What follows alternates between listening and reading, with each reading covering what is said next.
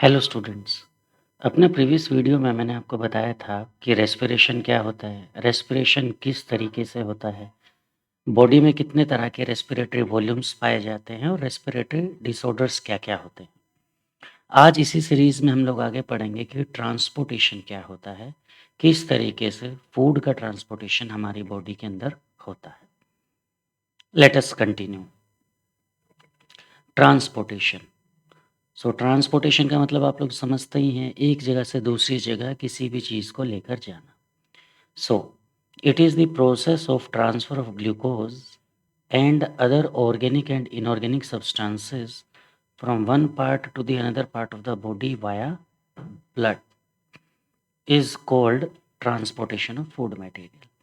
यानी कि जो भी हमने खाना खाया है वो हमारी बॉडी में जाके ग्लूकोज के अंदर चेंज हो जाता है। तो फूड के साथ साथ और भी जो ऑर्गेनिक एंड इनऑर्गेनिक सब्सटेंसेस होते हैं उन सभी का हमारी बॉडी में एक पार्ट से दूसरे पार्ट तक पहुंचना ब्लड की मदद से, इसी को हम कहते हैं ट्रांसपोर्टेशन ऑफ फूड मटेरियल।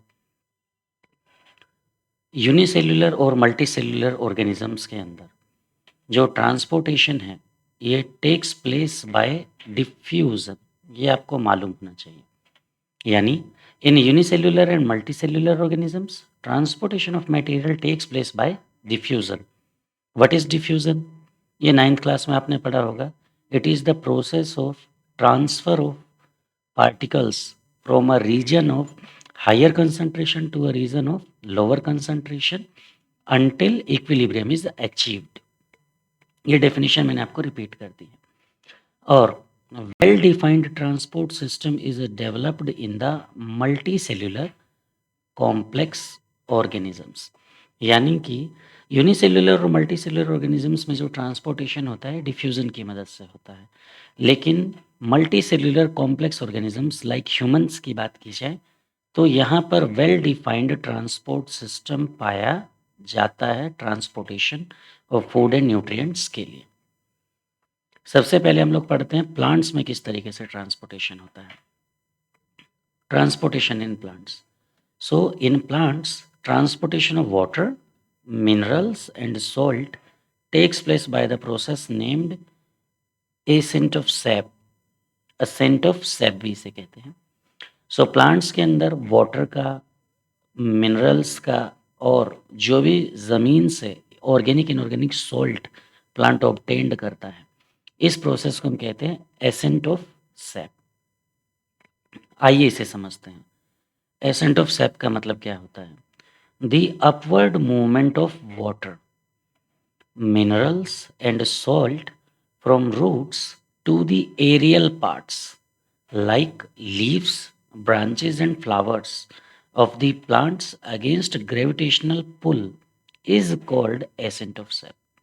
यानी वाटर, मिनरल्स और सॉल्ट का रूट्स से एरियल पार्ट्स मतलब प्लांट्स के डिफरेंट पार्ट्स को कहा जाता है, like leaves, branches and flower.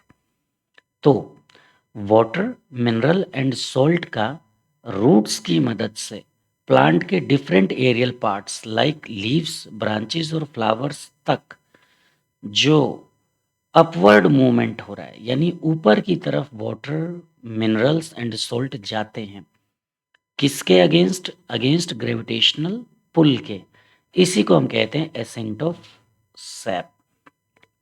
Water, mineral और सॉल्ट का जो सॉल्यूशन होता है उसे हम बायो की लैंग्वेज में सैप कहते हैं।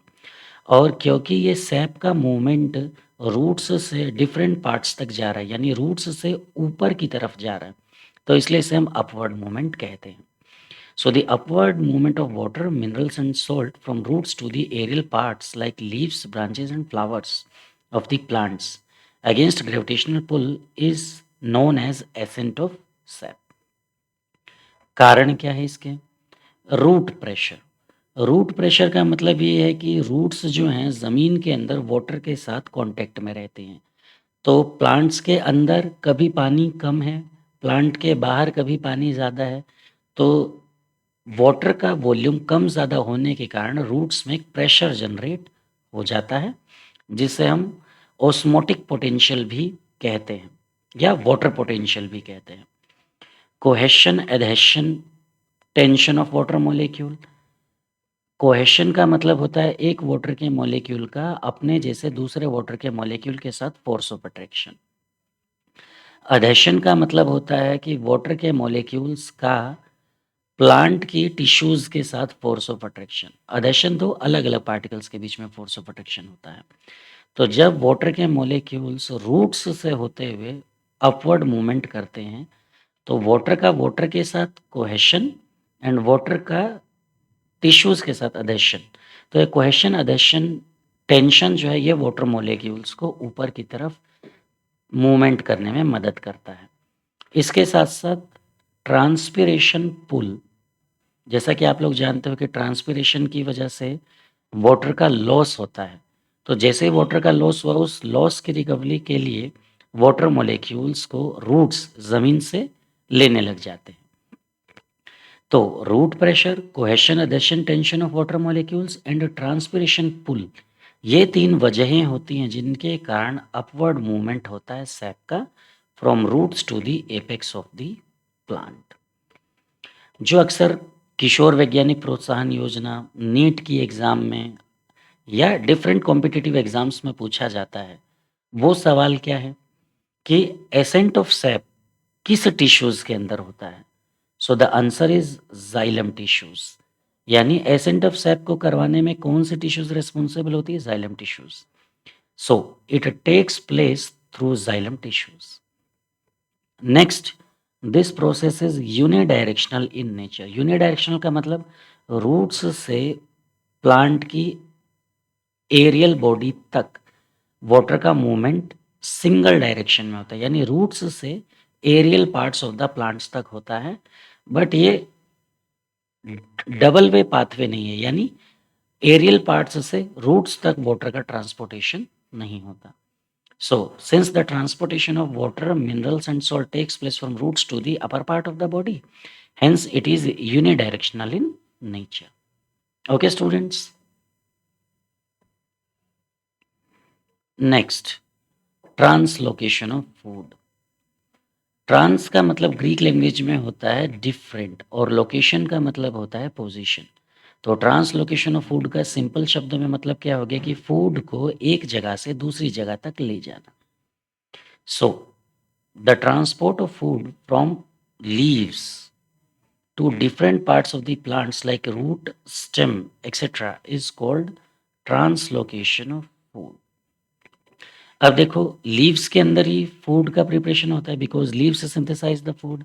सो फूड का ट्रांसपोर्ट लीव्स से प्लांट के डिफरेंट पार्ट्स तक, यानी रूट्स तक और स्टेम तक या दूसरे हिस्से, इसी को हम ट्रांसलोकेशन ऑफ फूड कहते हैं। It is carried out bye phloem tissues. Again competitive exams में पूछा जाता है ट्रांसलोकेशन ऑफ फूड कौन करता है? It is carried out by the help of phloem tissues. Another most important question, transportation यानी ट्रांसलोकेशन ऑफ फूड जो है ये नेचर कैसी है इसकी? तो ये बाई डायरेक्शनल होता है नेचर में।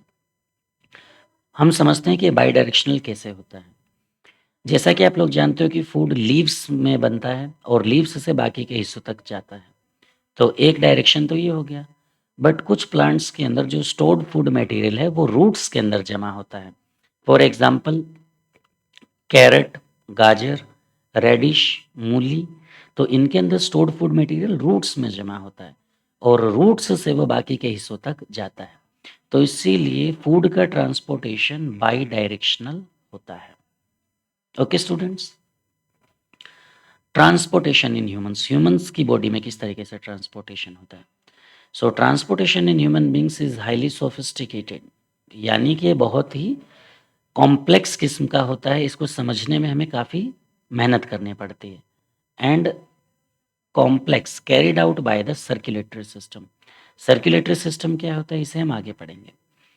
Man is the most developed and highly evolved organisms on the earth.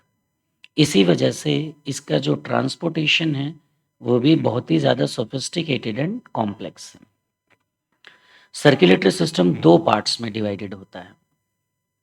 Blood circulatory system, इसके अंदर हम ब्लड का सर्कुलेशन समझते हैं, हमारी बॉडी के अंदर कैसे होता है, ब्लड वेसल्स में से कैसे ट्रांसपोर्ट होता है, कैसे आर्टरीज से जाता है, कैसे वेन्स से जाता है।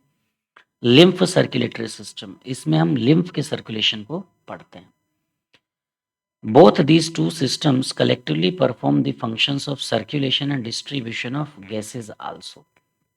तो ये चीज़ ध्यान रखने लायक है कि ब्लड सर्कुलेटरी सिस्टम और लिम्फ सर्कुलेटरी सिस्टम, इन दोनों की मदद से फूड का सर्कुलेशन और डिस्ट्रीब्यूशन तो होता ही होता है, इसके साथ साथ गैसेस का भी सर्कुलेशन और डिस्ट्रीब्यूशन होता है। Now what is circulatory system? It is a transport system for the constant supply of nutrients and oxygen in different cells, and to remove waste is called circulatory system।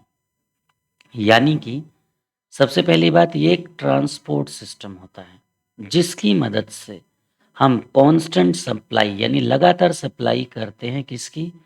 Food material से प्राप्त होने वाले nutrients की, oxygen gas की, different cells तक, and to remove waste. तो जब blood की मदद से फूड के न्यूट्रिएंट्स और ऑक्सीजन ट्रांसपोर्ट हो रहे हैं, तो जो कार्बन डाइऑक्साइड है, जो कि एक्सक्रीटरी प्रोडक्ट है, वेस्ट प्रोडक्ट है, या डिफरेंट वेस्ट प्रोडक्ट्स, उनका रिमूवल भी तो ये सर्कुलेटरी सिस्टम ही करेगा ना। So it is a transport system for the constant supply of nutrients and oxygen as well as to remove waste is called circulatory system। दो types के होते हैं, it is of two types, open circulatory system और closed circulatory system.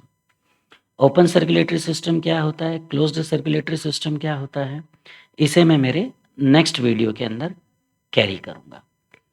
आज के लिए इतना ही काफ़ी है। I hope you enjoyed and learned a lot. Your suggestions are most invited. Please help me to modify as well as improvise my work. All the efficient and useful suggestions will be granted as well as accepted. That's all for the day. Thank you.